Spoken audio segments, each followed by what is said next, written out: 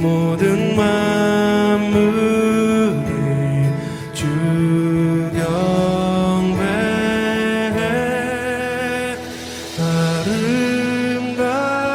아름답고 놀라우신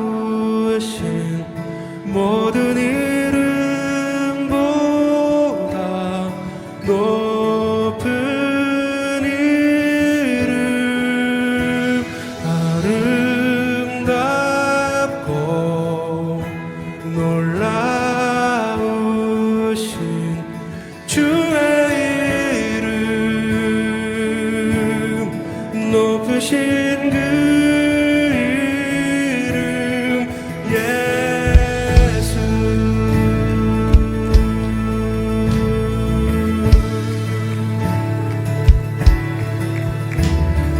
예수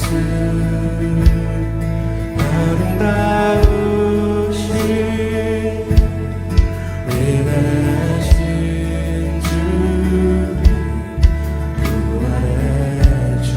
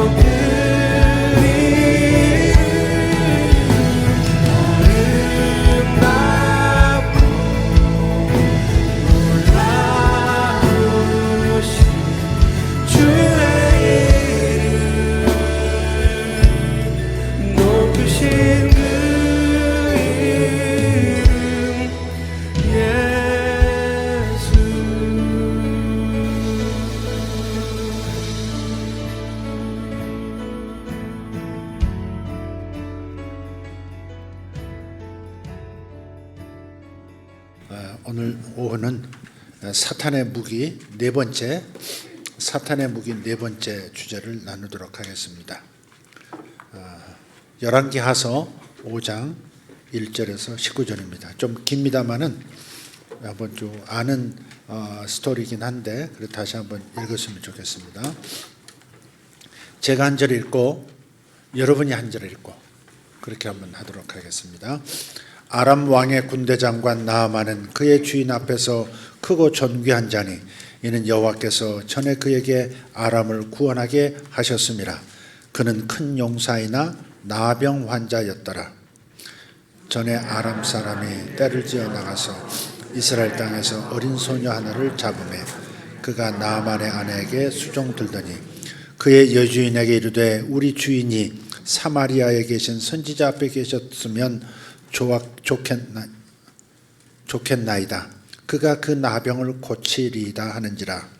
나아만이 들어가서 그의 주인께 아뢰어 이르되 이스라엘 땅에서 온 소녀의 말이 이러이러하더이다 하니 아람 왕이 이르되 갈지어다. 이제 내가 이스라엘 왕에게 글을 보내리라 하더라. 나아만이 곧 떠날새 은 10달란트와 금 6,000개와 의복 10벌을 가지고 가서 이스라엘 왕에게 그 글을 전하니 일러스되 내가 내 신하 나아만을 당신에게 보내오니 이 글이 당신에게 이르거든 당신은 그의 나병을 고쳐주소서 하였더라. 이스라엘 왕이 그 글을 읽고 자기 옷을 찢으며 이르되 내가 사람을 죽이고 살리는 하나님이냐? 그가 어찌하여 사람을 내게로 보내 그의 나병을 고치라 하느냐? 너희는 깊이 생각하고 저 왕이 틈을 타서 나와 더불어 시비하려 함인 줄 알라 하니라.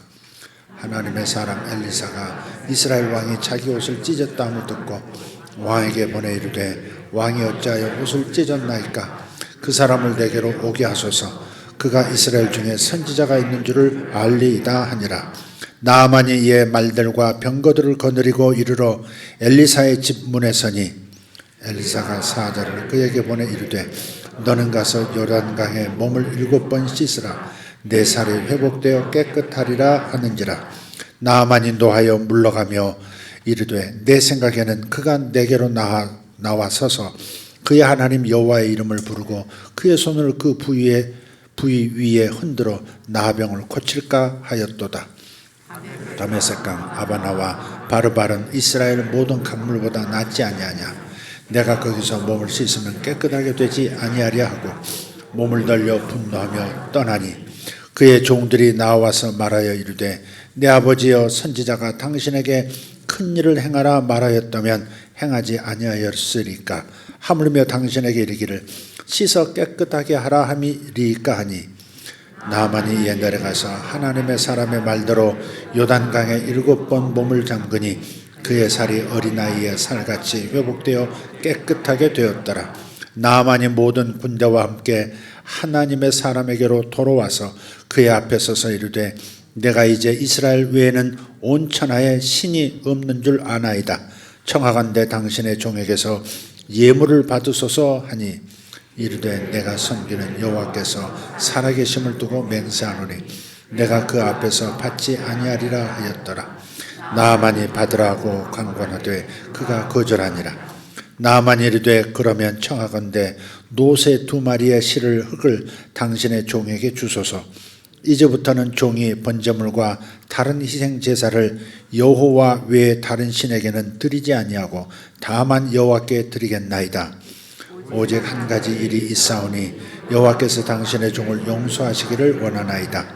곧 당신 내 주인께서 림몬의 신당에 들어가 거기서 경배하며 그가 내 손을 의지하시매 내가 림몬의 신당에서 몸을 굽히오니 내가 림몬의 신당에서 몸을 굽힐 때 여호와께서 이 일에 대하여 당신의 종을 용서하시기를 원하나이다 하니 같이 엘리사가 이르되 너는 평안히 가라 하니라. 그가 엘리사를 조금 떠나 조금 가니라. 아멘. 사탄의 무기에 대해서 쭉 무지부터 시작해서 숨어있는 그 미숙한 아이에 대한 메시지까지 지난 금요일 나눴습니다. 오늘은 사탄이 사용하는 무기 네 번째 그것은 교만이라는 사실을 오늘 성경을 통해서 밝혀보고자 합니다. 교만은 사탄이 끊임없이 사용하는 무기입니다.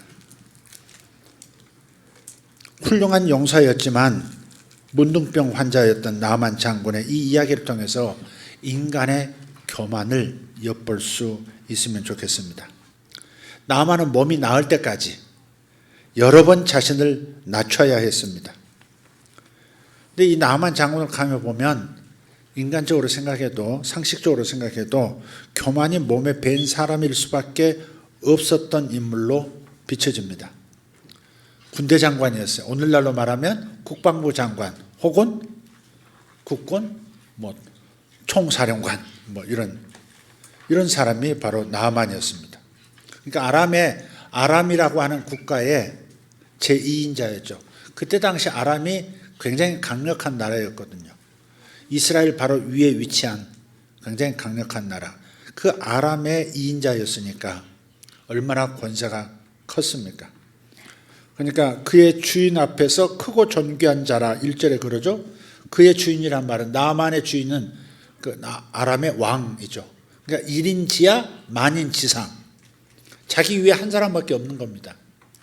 강력한 존재였죠.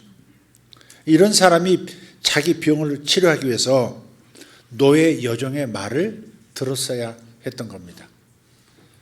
그러니까 아람이 한번 이스라엘 쳤을 때 이스라엘 경내에 있었던 어린 소녀 하나를 사로잡아서 끌고 가서 똑똑하고 귀엽고 그러니까 자기 부인 나아만 자기 부인의 여종으로 몸종으로 이렇게 일하게 하는 겁니다. 일종의 노예죠. 노예인데 고위 관료 집에서 일하는 노예가 된 겁니다. 근데 이 이 문둥병이라는 게 쉽게 낫는 병이 아닙니다. 고대 세계에는 걸렸다 그러면 죽음이죠. 인생도 끝나는 거고 죽음입니다. 나만 장군 정도 되니까 큰 공을 세웠던 장군이기 때문에 그나마 의사의 도움도 받고 좀 더 유지할 수 있었고 감출 수도 있었고 먹고 살 수 있었고 그랬던 거지. 문둥병으로 드러나면 그냥 격리되는 겁니다. 높고 낮음을 떠나서 격리돼서 그 맨날 하는 영화도 보면 그 문둥병자들이 거주하는 골짜기가 있지 않습니까? 그래서 거기에 그냥 먹을 것 던져주고 그 안에서 그냥 연명하다가 그냥 이름도 없이 그냥 사라져 죽는 거죠. 그런 사람이 그 자기 병을 치료하기 위해서 그러니까 기적에 접근하기 위해서 자신을 여러 번 낮춰야 되는 거예요. 하나님의 그 베푸시는 기적에 가까이 가려면 낮춰야 합니다. 자신을 낮추지 않으면 자신을 낮춤이라는 여러 중첩된 관문을 통과하지 못하면 하나님의 기적을 경험할 수가 없다는 것을 알게 해주는 거죠. 그 사로잡아왔던 그 여종이 주인이 이리 해도 안 되고 저리 해도 안 되니까 자기 주인 마님에게 얘기를 한 겁니다. 주인 어른께서 이스라엘에 계셨더라면 참 좋았겠습니다. 거기 선지자가 계시는데 그 선지자를 만났으면 그러면 병이 나았을 겁니다. 한번 찾아가 보시죠. 근데 이 여종의 충고를 듣고 나만이 행동에 옮기긴 했는데 장군이 아람의 제2인자가 노예 여종의 충고를 듣는다? 당시 문화에서는 상상할 수도 없는 일인 겁니다. 노예의 말을 듣고 다른 나라로 병 고치기 위해서 간다? 그래서 나아만은 그 다음으로 엘리사를 결국 찾아요. 찾는데 자기 이름 위에다가 두 왕의 이름까지 충첩시켜서 가는 겁니다. 그러니까 자기 보고를 하고 가야 될 거 아니겠어요? 아람의 자기 상관 왕에게 제가 가서 치료 좀 받고 오겠습니다. 그랬더니 그래 이스라엘 사람이야? 그 사람이? 알았어, 내가 그러면 편지를 써줄게. 아람이 이스라엘보다 큰 나라였기 때문에 강대국 입장에서 우리 부탁하는 것은 그냥 압력이죠. 압력. 사실 그 자체가. 그래서 왕이 편지를 써주고 그 편지를 나아만이 들고 이스라엘로 가서 먼저 왕을 만나는 거죠.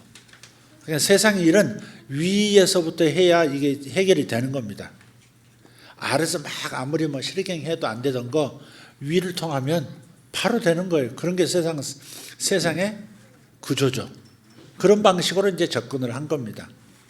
그래서 아람 왕의 이름으로 나아만은 갔고 거기다가 이스라엘 왕의 이름으로 엘리사 앞에 간 거예요. 이 정도 가면 특별히 대우해서 엘리사가 그냥 선지자가 뛰어나와서 잘 오셨습니다 인사하고 자 지금부터 치료하겠습니다 하고서는 이렇게 여호와의 이름을 부르면서 손을 흔들어 나으라 그럴 줄 알았다는 거죠. 근데 이 선지자가 나아만을 직접 만나주지 않습니다. 얼굴 코빼기도 안 보입니다. 그리고 자기 밑에 있는 종을 시켜서 이렇게 하라고 말만 던지고 자기를 보이지 않습니다. 그러니까 무엇이 요구되는 상황이죠? 여기서도 교만을 버려라. 너 자신을 내려놓아라. 너 자신이 낮아져야 한다. 그걸 요구하는 거죠. 근데 나아만은 불쾌한 거예요. 화가 나는 겁니다. 심히 노하고 돌아가려고 해요. 더구나 그냥 요단강에 내려가서 몸을 7번 씻으라. 전혀 자기가 생각했던 방식이 아닌 겁니다. 그러니까 교만을 버리라는 말은 자기 생각을 내려놓을 줄도 알아야 된다는 거죠. 자기 생각을 내려놔야 되는 거죠. 하나님의 말씀과 자기 생각이 충돌할 때 자기 생각을 내려놓는 것이 겸손입니다. 근데 나아만은 화가 나서 돌아가려고 해요. 선지자는 나아만에게 필요한 것이 뭔지를 알고 있었어요. 하나님께서 특별한 일을 행하시려면 나아만의 삶에서 교만이 사라져야 한다는 것을 알고 있었습니다. 교만을 몰아내려면 겸손이라고 하는 반대 행동을 해야만 합니다. 우선 왕의 편지부터 찢든지 자기 품에 도로 집어넣고 말에서 내려오고 갑옷을 벗고 병사들을 뒤로 물리고 자기 신분 앞세우지 않고 갑옷을 벗으면 뭐가 나와요? 문둥병이 다 드러나는 거잖아요. 그래도 최고 사령관이었기 때문에 병은 몸은 썩어가도 다른 사람한테 그건 노출 안 시키고자 애를 썼을 거 아니에요. 근데 여기 와가지고 갑옷을 벗어야 하는 겁니다. 자기 병든 모습을 자기 종들 앞에서 병사들 앞에서 다 보이는 겁니다. 그리고 요단강으로 내려가서 몸을 7번씩이나 잠그는 겁니다. 푹 잠그고 다시 나왔다가 다시 푹 잠그고 세례받듯이 7번 해야 된다는 겁니다. 근데 이제 나아만이 겸손을 선택할 수 있었던 것은 뭐예요? 너무 절박했던 거죠. 그 누구도 그 어떤 약으로도 고칠 수 없는 것이 당시 문둥병이었으니까 너무 절박했어요. 그래서 결국 겸손의 행동을 선택합니다. 그 결과 하나님께서 놀라운 일을 행해 주셨고 나아만의 피부는 어린아이처럼 깨끗해졌다 그랬어요. 전쟁터에서 받은 상처가 얼마나 많겠어요. 그죠? 나이가 들수록 또 피부에 생기는 것들도 많고요. 그런데 단지 병들기 전, 나병이 들기 전에 상태로 회복되는 수준이 아니라 아예 태어날 때부터 가지고 있었던 어린아이의 그 뽀얀 살, 그야말로 생기는 그런 피부로 되돌아간 거예요. 그러니까 엄청난 축복이었던 거죠.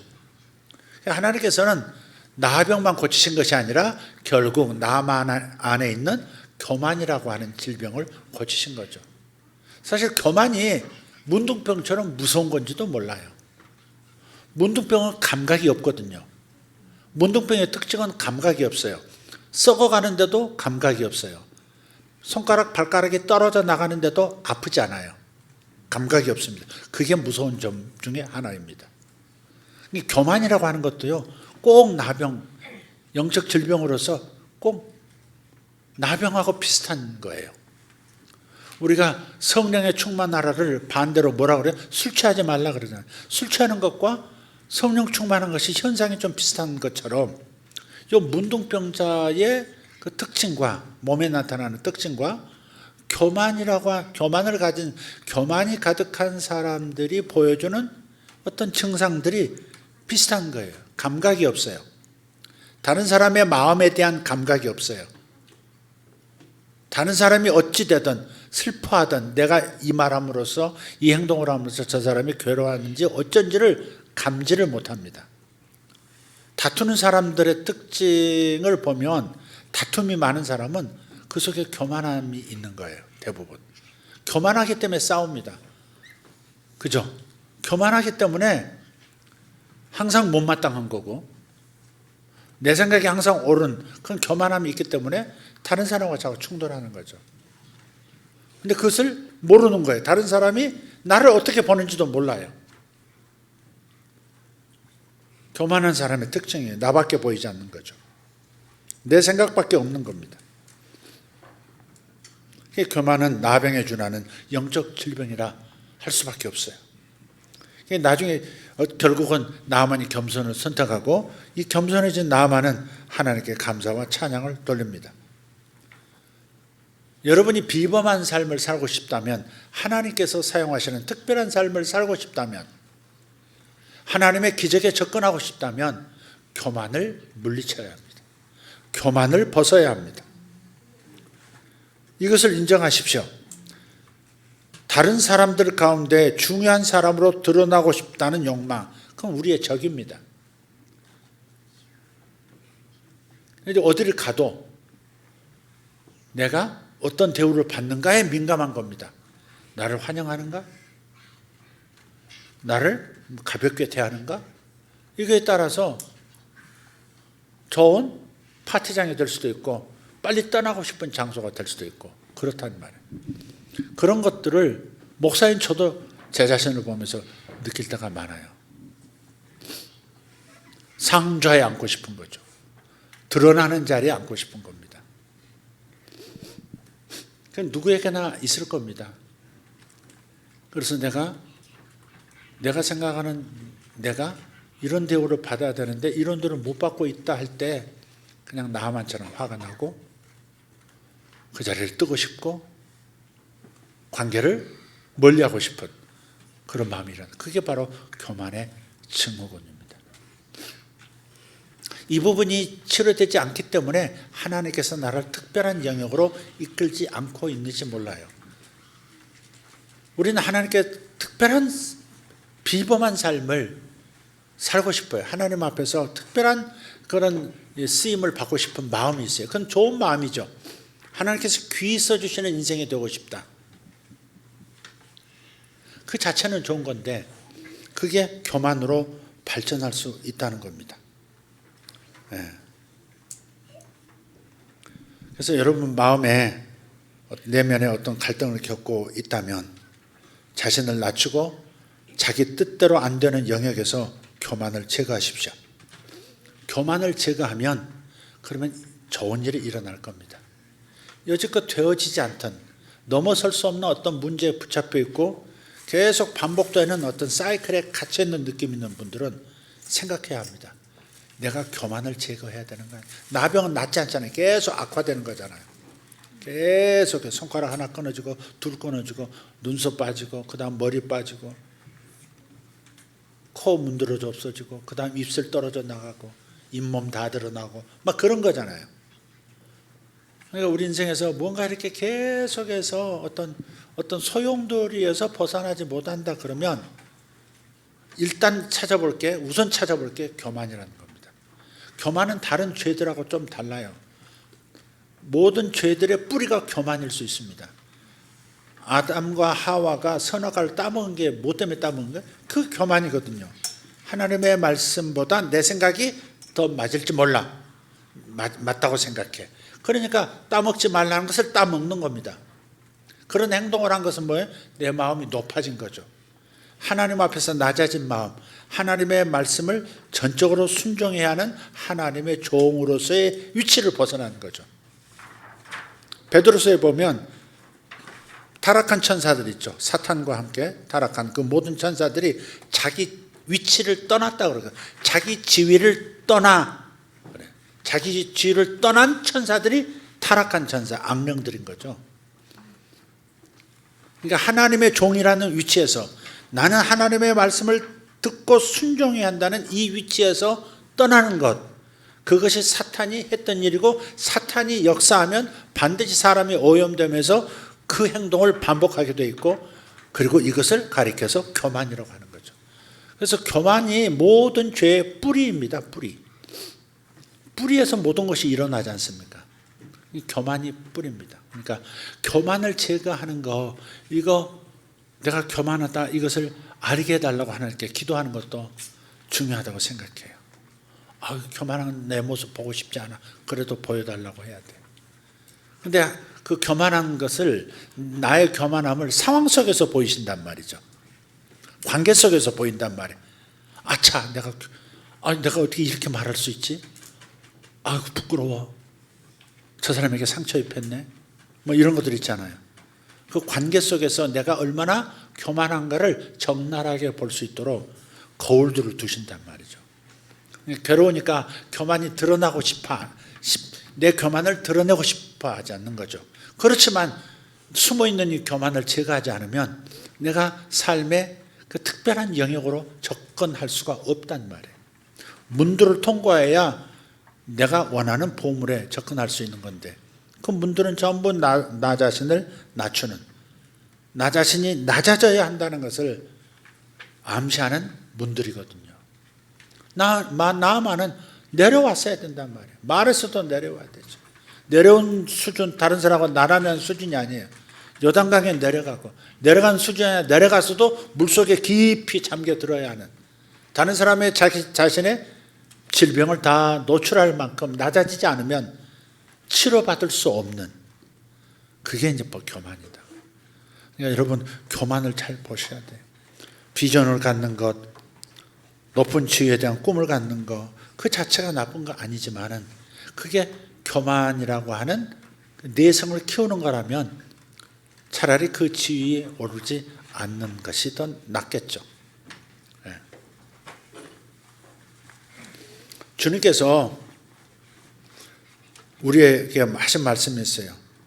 당신의 겸손을 배우라는 거예요. 마태복음 11장 29절에 보면 나는 마음이 온유하고 겸손하니 그랬어요. 하면서 자기 자신을 겸손하다고 그러는 사람 좀 이상하지 않아요? 상식, 나는 마음이 겸손해요. 저는요, 이런 말했지, 마음이 온유하고요 겸손한 사람입니다. 가끔 우리 새가족들 모임에서 제가 이제 아이스 브레이크 같은 거 할 때 그렇게 요청을 해요. 자기 이름 앞에 자기 소개를 하는데 자기 이름 앞에 형용사 한마디를 붙여서 자기를 소개하라. 아름다운 누구입니다. 이렇게 소개하라. 열심히 살려고 하는 누구입니다. 믿음 좋은 누구입니다. 뭐 이런 거 있잖아요. 앞에 긍정적인 형용사를 좀 붙이라고. 근데 저는 겸손한 누구입니다. 그런 사람을 한 번도 본 적이 없어요. 근데 예수님은 나는 겸손하다는 거예요. 그러니까 주님은 이건 미친 사람이 한 말이든지 사기꾼이 한 말이든지 아니면 진짜 겸손한 사람이든지 그런 거죠. 근데 주님은 행동으로 이미 겸손을 보이셨어요.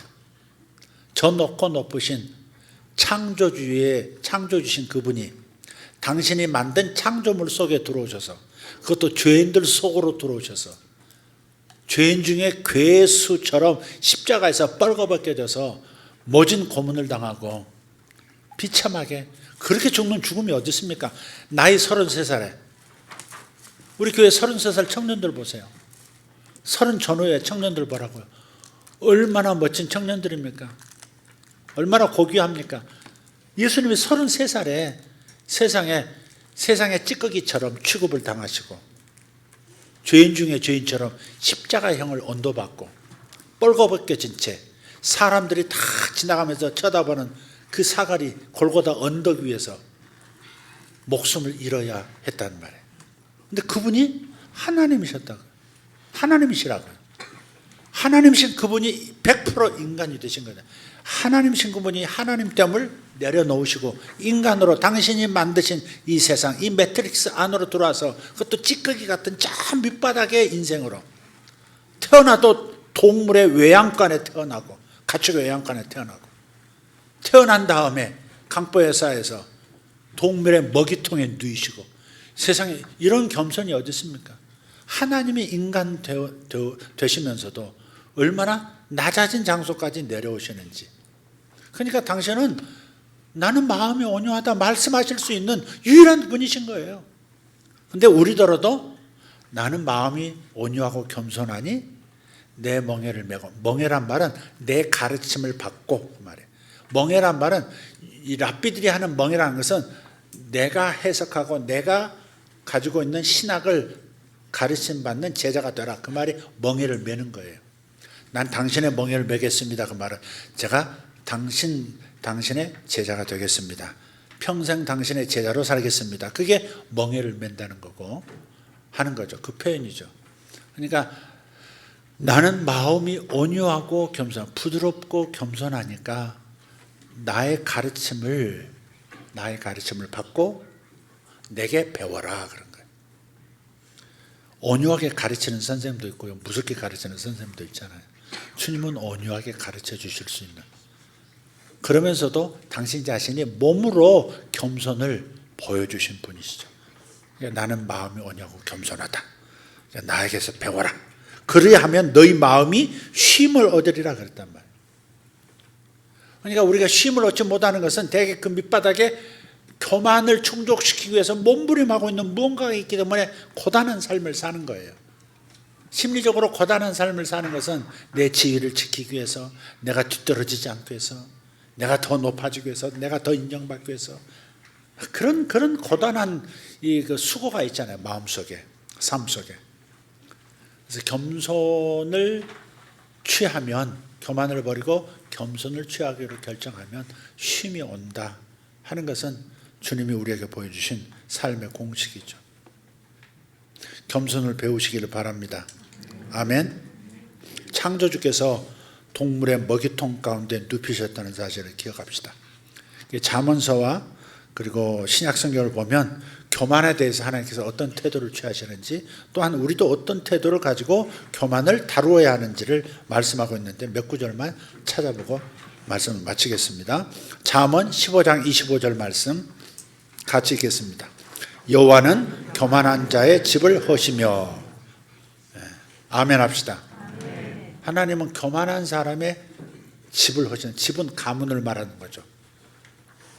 실제 집을 말할 수도 있지만 하우스만이 아니라 그 가문을 말하는, 그 패밀리를 말하는 거예요.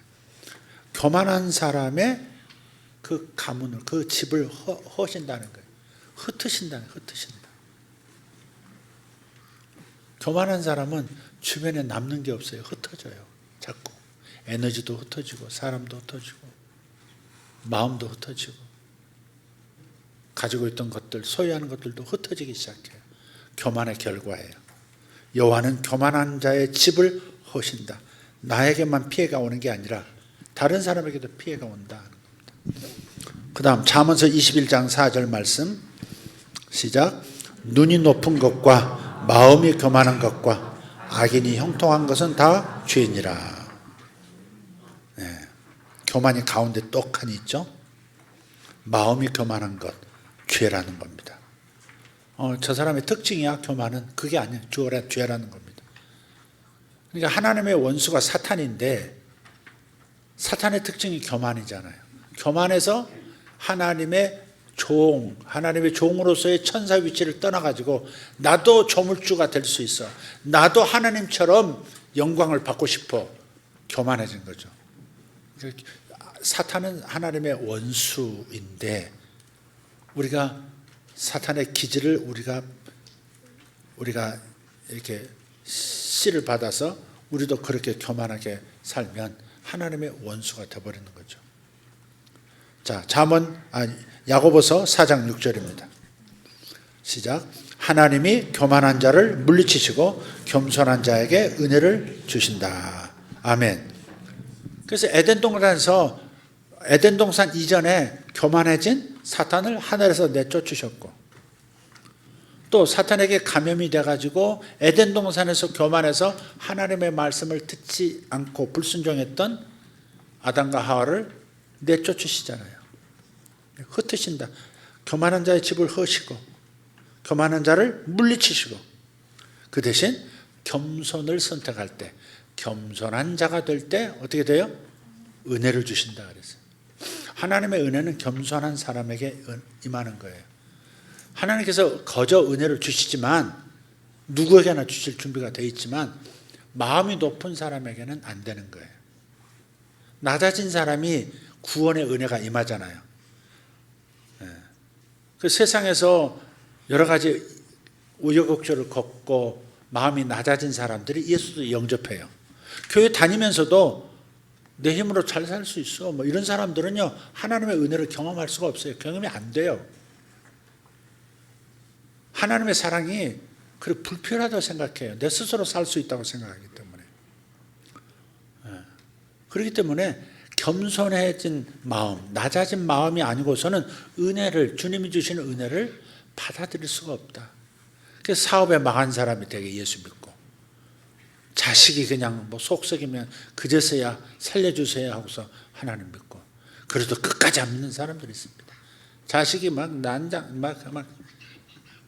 난리 뻐거지를 치고 그래도 굳세어라 금수나 꺾이지 않는 사람들 끝까지가 안 되는 거죠. 그거예요. 그러니까 이게 자기 마음이 낮아질 때 하나님의 은혜가 그러니까 제가 가끔 표현하지만 삽질을 이렇게 땅에 삽질을 할 때 깊숙하게 파인 곳에 흐르는 물이 제일 많이 고인다고요. 가장 낮은 곳에 가장 많은 물이 고이는 거예요. 하나님의 은혜도 그러는 거예요. 물이라고 하는 것은 낮은 곳부터 채우고 그 다음에 계속 흐르는 거거든요. 낮은 곳이 있으면 흐르질 않아요. 그걸 채워요. 그런 다음에 또 흐르기 시작하죠. 그런 것처럼 하나님의 은혜는 낮아진 마음을 가진 사람들, 겸손한 사람들에게 은혜가 있는 주님, 저는 주님이 꼭 필요합니다. 주님이 저의 전부입니다. 주님의 도우심 없이는 살 수 없습니다. 주님의 도우심 없이는 우리 부부도 행복하게 살 수가 없습니다. 제가 얼마나 약점이 많은 사람입니까? 우리가 얼마나 서로 부족한 사람입니까? 그런데 주님의 은혜를 우리가 덧미치 못하면 우리가 서로를 아끼고 사랑하는 것부터 시작해서 행복한 삶을 이어갈 수가 없습니다. 주님 저를 도와주십시오. 다른 사람 곁에 있는 사람을 비난하고 막 그러면서 탓하고 그러기 전에 이 상황 자체를 이 괴로운 상황 자체를 하나님에게 가지고 와서 하나님 주님이 도와주셔야 되겠습니다. 사람의 마음을 어떻게 사람이 바꿀 수 있겠습니까? 제 마음을 저도 못 바꾸는데 제가 어떻게 곁에 있는 배우자의 마음을 바꿀 수가 있겠습니까? 제가 제 마음도 컨트롤 못하는데 어떻게 자식을 제가 바꿀 수가 있겠습니까? 하나님만 하실 수 있습니다. 자기의 고난의 문제를, 어려움의 문제를, 그 약점의 문제를, 그 힘든 것들을, 고단한 삶을 주님 앞에 가지고 나오는 것이 지혜라고 믿습니다. 은혜가 그런 사람에게 임한단 말이에요. 힘들 때 주님 앞에 나오면 정말 은혜를 받잖아요. 어떨 때는 흐르는 눈물과 함께 하나님의 사랑이 나를 덮어주시는 것을 경험하기도 하고 어떨 때는 마음을 시원하게 해주시기도 하고 그래서 다시 가서 다시 한번 도전하고 힘있게 살아볼 수 있는 능력도 주시지 않습니까? 하나님의 은혜와 하나님의 능력은 겸손한 자에게 임하는 겁니다. 그런데 겸손한 자의 특징이 뭐냐면 기도한다는 거죠. 기도한다는 겁니다. 고난을 겪은 사람은 마음이 낮아져요. 그런 사람들은 기도의 자리로 오게 돼 있다고요. 근데 기도를 안 한다? 하나님께 구하는 것이 없다? 그럼 아직 낮아지지 않았고 더 다룸을 받아야 될 그런 사람으로 드러나는 거예요. 미련한 거죠. 매를 더 버는 거죠. 그러니까 어떤 어려움이 있을 때 작은 문제부터 큰 문제까지 그런 문제가 있을 때 내 힘으로 해결할 수 있다고 덤벼드는 거, 뭐 노력하는 것은 중요한 것이죠. 가만히 있으면서 하나님 알아서 해주세요. 그럴 수는 없지만 그러나 일단 하나님의 앞에서 하나님의 도우심으로 이 일이 해결되기 원합니다. 하나님의 도우심으로 내가 변화가 일어나기 원하고 하나님의 도우심으로 우리 가족이 새 힘을 얻기 원합니다. 이런 마음으로 나오는 거죠. 그럴 때 역사가 일어나는 거예요. 우리나라도 얼마나 각자의 위치에서 보면 부족한 게 많아요. 얼마나 부조리가 많고 얼마나 불의한 게 많고 얼마나 힘든 것들이 많아요. 그럴 때 하나님 앞에 그것들을 가지고 와서 하나님 앞에 아뢰고 하나님의 도우심을 청하고 하나님의 도움을 받는 거예요. 그게 하나님의 은혜를 받는 지혜로운 사람의 인생인 것이죠. 근데 하나님은 교만한 자를 물리치신다는 거예요.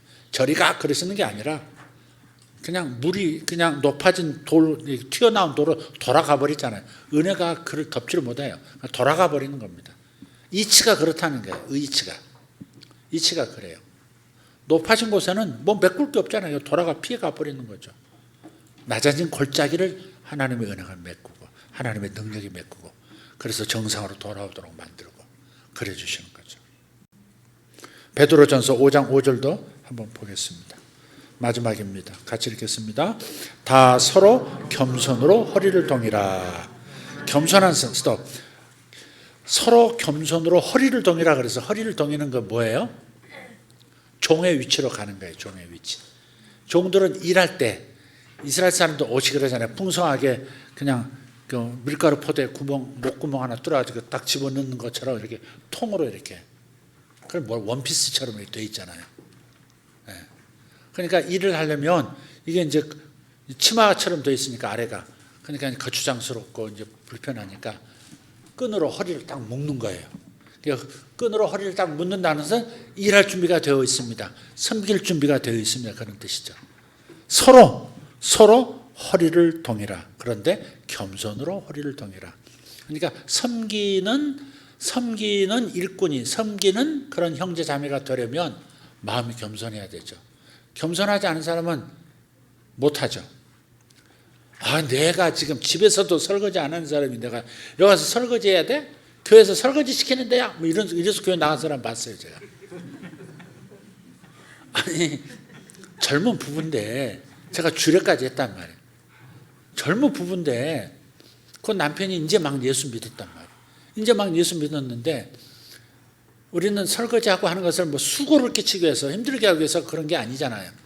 그렇게 하면서 서로 알게 되고 친밀해지고 그러면서 하나가 돼 가자는 거잖아요. 그래서 이제 남자들이 이제 그때는 남자들이 이제 들어가서 젊은 남자들이 들어가서 이제 설거지하는 날이었어요. 항상 그 사람들만 시키는 게 아니었잖아요. 돌아가면서 하잖아요. 여성, 남성 다 돌아가면서 하는데 자기 남편을 설거지 시켰다고 그 이제 간 믿은 남편을 끌어내가더라고. 그게 될 일입니까? 그게?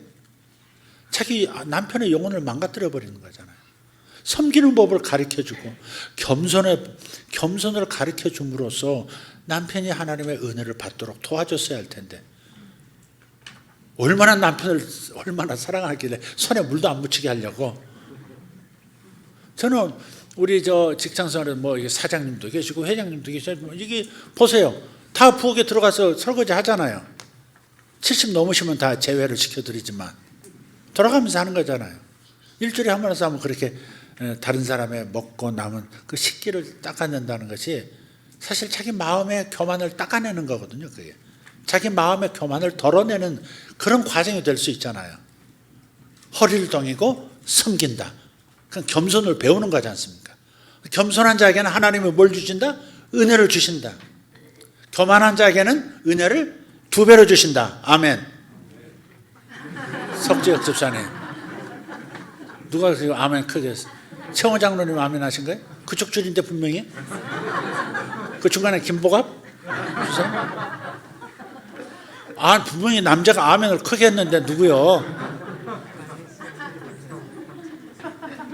장로님이니까 거짓말 안 하실 거고, 김보갑 주사님은 저기 이제 안수 주사님이니까 안 하실 거고, 석재 주사님은 너 찬양 대표 주자인데 누가 한 거야? 그쪽인데? 이상한데? 자기야 저렇게 덮어써야 되는 거야. 저런 걸 겸손이라고 하는 거야. 하도 덮어써가지고 머리가 많아.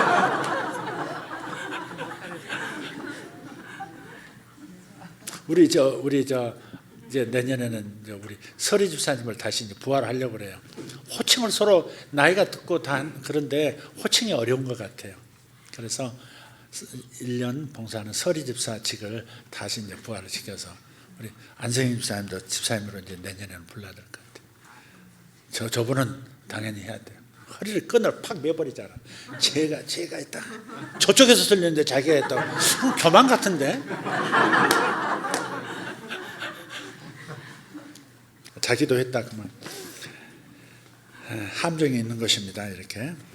그래서 겸손한 자에게 은혜가 임한다. 깊이 파인 곳에 은혜의 물은 고인다. 항상 잊지 맙시다. 자, 다 서로 겸손으로 허리를 동이라. 하나님은 교만한 자를 뭐 하신다? 대적하신대. 그냥 피해 가시는 정도가 아니라 교만한 자는 대적하신대요. 딴 죄에 대해서, 다른 죄에 대해서 하나님이 하나님하고 싸워서 이길 사람이 어디 있어요? 대적하신다 그런 표현이 없거든요. 근데 이 교만이라는 죄만 나오면 하나님이 덤벼드시겠다는 거예요. 가만 안 놔두겠다는 거예요. 기 뿌리 뽑아야 되겠다는 거죠.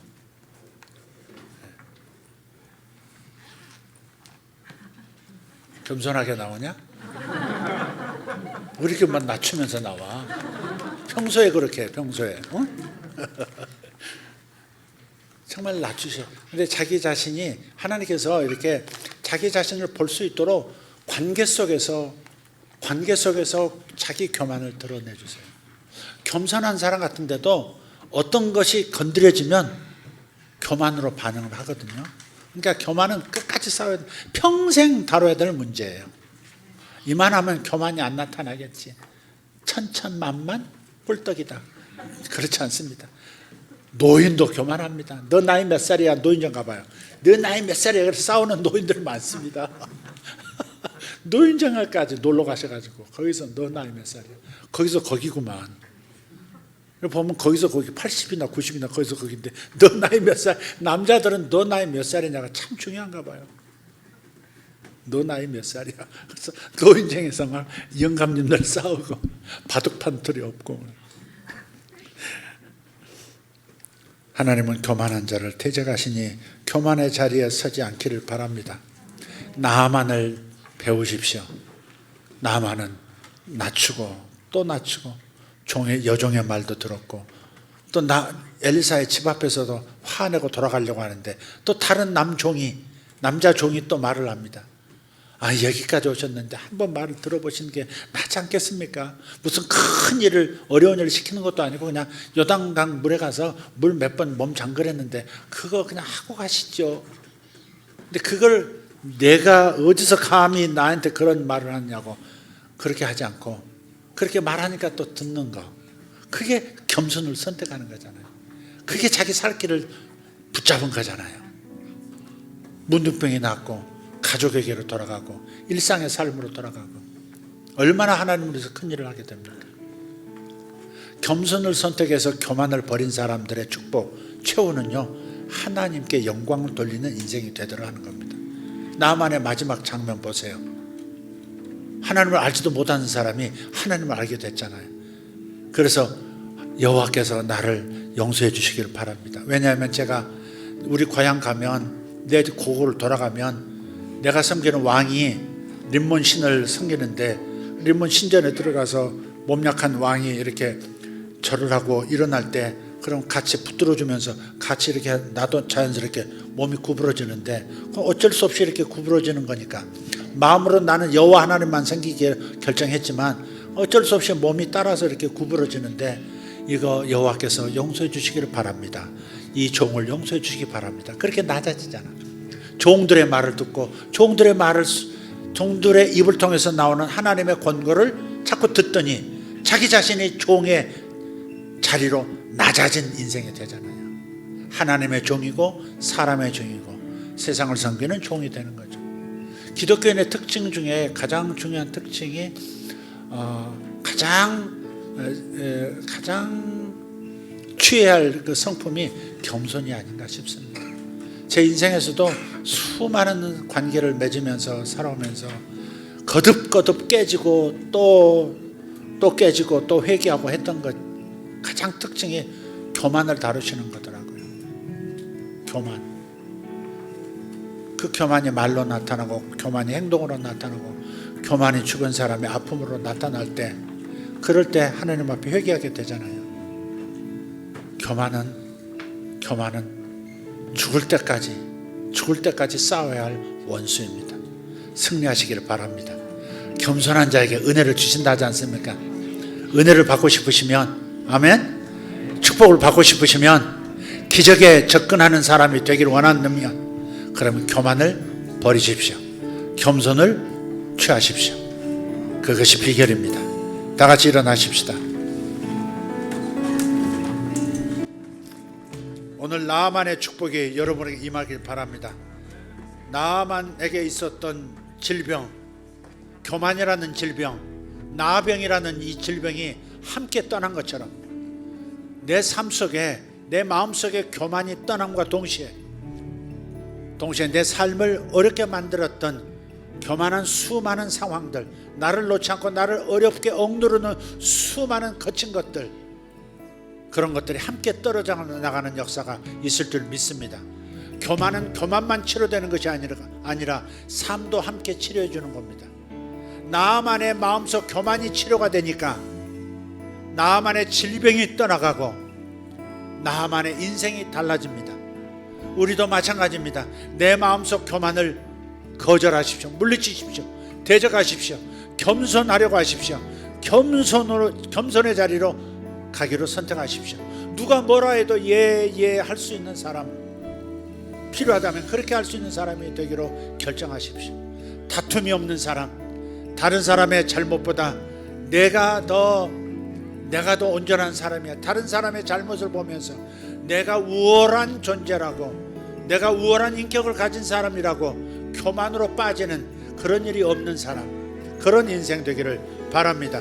예수님께서 낮아질도록 낮아진 모습으로 우리 곁에 오셨습니다. 우리도 그렇게 하십시다. 예수께서, 내가 믿는 예수님께서, 여러분의 안에 계신 예수님께서 그토록 겸손으로 낮아지신 분이시니까 우리도 할 수 있다고 믿습니다. 주님이 도와주시면 우리도 낮아질 수 있습니다. 겸손으로 허리 동일 수 있습니다. 서로 섬길 수 있습니다. 서로 섬길 수 있습니다. 좋은 점 보여지지 않아도 그래도 상처 입지 않고 섬기면서 웃으면서 형제자매를 대할 수 있습니다. 여러분 결심하시고 겸손으로 허리를 동이고 섬기는 사람 되겠습니다. 주님 앞에 기도할 수 있기를 바랍니다. 주님 감사합니다. 이 설교를 기도로 올려드립니다. 이 기도를 들으신 것을 감사합니다. 아멘한 것을 기도로 들어주신 것을 감사합니다. 주여 겸손의 영을 덧입게 하여 주시옵소서. 겸손의 외투 안에 머물게 하여 주시옵소서. 예수 그리스도의 겸손으로 나를 변화시켜 주시옵소서. 예수님의 이름으로 기도하옵나이다. 아멘. 주여 삼창하고 기도합니다. 주여 감사합니다. 우리 하나님 감사합니다. 하나님이 대적하시는 죄를 깨닫게 해주셔서 감사합니다. 교만하여 내가 다른 사람을 폄하하고 다른 사람과 다툼이 심하고 아버지 하나님 갈등을 유발하고 아버지 다 교만 때문입니다. 교만 때문에 아버지 변화가 더디고 교만 때문에 복을 받지 못하고 교만 때문에 하나님께서 쓰시지 못하는 사람이 되었습니다. 주여 도와주시옵소서. 주여 우리를 도와주시고 저를 도우시고 성도를 도와주시옵소서. 저들 가운데 겸손히 자리하도록 겸손함으로 살아가도록 도와주시옵소서. 겸손함으로 살아가도록 도와주시옵소서. 겸손을 벗어나지 않도록 도와주시옵소서. 아버지 하나님 자기 지위를 떠나 종의 주의를 떠나 주인 노릇하려 하지 않게 해 주시옵소서. 아버지 형제자매들을 섬기는 자가 되게 하시고 섬김 받으려고 하지 않게 해 주시옵소서. 섬김을 받고자 하는 교만을 물리치고 아버지 섬기려 하는 겸손자로 아버지 하나님 변화되게 하여 주시옵소서. 주님 감사합니다. 할렐루야 할렐루야 할렐루야. 우리 하나님 찬양합니다. 우리 하나님 찬양합니다. 은혜 받는 자가 되기를 원합니다. 은혜 받을 수 있는 자가 되기를 원합니다. 겸손하여 은혜 받는 자가 되기를 원합니다. 아버지 겸손하여 은혜 받는 자가 되기를 원합니다. 교만하여 하나님이 물리치시는 자, 하나님이 흩으시는 자가 되지 않기를 원합니다. 주여 겸손으로 허리를 동이고 겸손으로 섬기며 나아가게 해주시옵소서. 주여 감사합니다. 제가 아직도 아버지 하나님 교만하여 하나님 서 있는 모습이 있습니다. 주여 도와주시옵소서. 주여 저를 도와주시옵소서. 주여 저를 변화시켜 주시옵소서. 주여 저의 교만이 순간순간 깨달아지게 하시고 교만의 자리에서 벗어나게 해주시옵소서. 오만한 자의 자리에 앉지 않게 해주시옵소서. 오만한 자의 자리에 앉지 않게 해주시옵소서. 주여 겸손하여 은혜 받게 해주시옵소서. 겸손하여 은혜를 받는 자가 되게 하여 주시옵소서. 겸손하여 은혜를 받는 자가 되게 하여 주시옵소서. 감사합니다. 감사합니다. 살아계신 우리 하나님 감사합니다. 우리를 도우소서. 이 말씀대로 이루소서. 이 말씀대로 이루시어 우리의 영적 나병을 고쳐주시옵고 우리의 삶의 나병들이 떠나게 하여 주시옵소서. 내 재정의 나병도 떠나게 하시고 관계의 나병도 떠나게 하여 주시옵소서. 생생하게 살아있는 마음, 생생하게 공감하는 마음, 생생하게 서로를 알아주는 마음, 살아있는 마음, 살아있는 감각으로 돌아오게 하여 주시옵소서. 살아있는 감각으로 돌아오게 해 주시옵소서. 주님 감사합니다. 아버지여 감사합니다.